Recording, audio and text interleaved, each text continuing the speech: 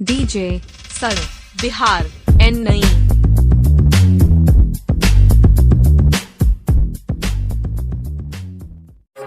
हम इनकर से शादी करे जात बानी।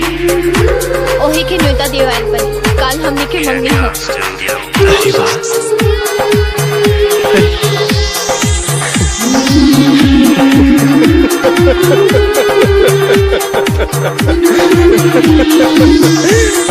जब प्यार ये क्या साथे करे के रहे तब प्यार के नाते हमरा साथे करे कैले सेनो लेके दौड़े हमरे नाम के पीछे और मेरे तोहरा शादी के दिन कहतानी सही हो मरे तोहरा शादी के दिन कहतानी सही हो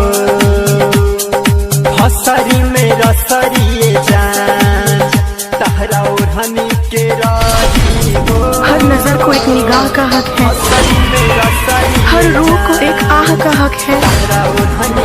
हम भी दिल लेकर आए हैं इस जहां में, हमें भी एक गुनाह का हक है। ये मोहब्बत नहीं बेहयाई है और बेहयाई करने वालों को हम खाक में मिला देते हैं।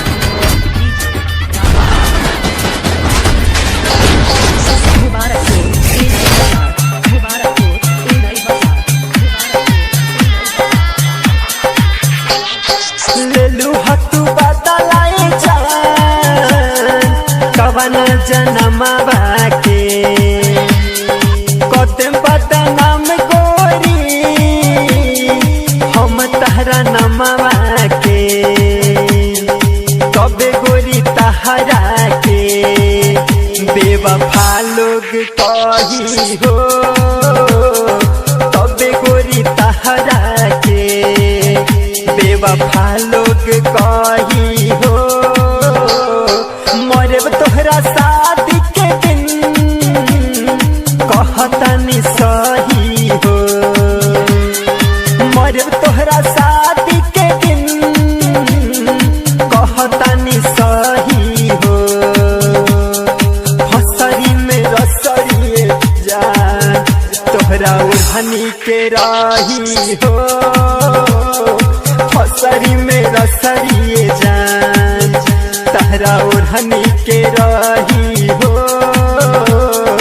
मरब तोहरा शादी के दिन कहतनी सही हो।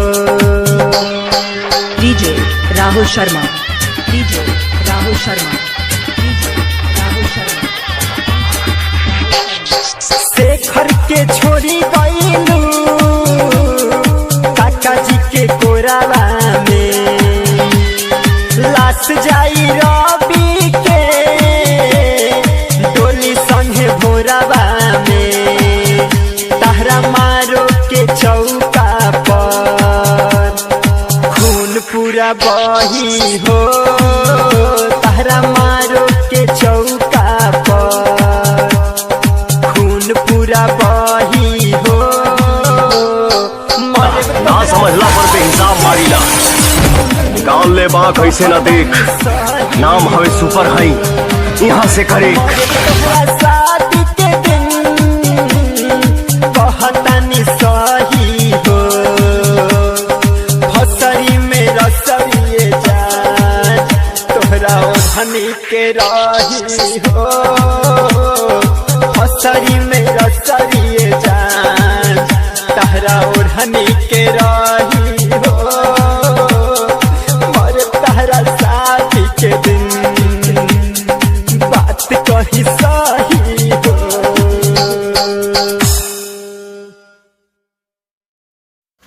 प्लीज चैनल पर सबसे पहले आए हैं तो चैनल को सब्सक्राइब करें, लाइक करें, कमेंट करें और शेयर करें ताकि डीजे मुन्ना सारण बिहार की ओर से आप सभी को नए नए सॉन्ग सुनने के लिए चैनल को सब्सक्राइब करें।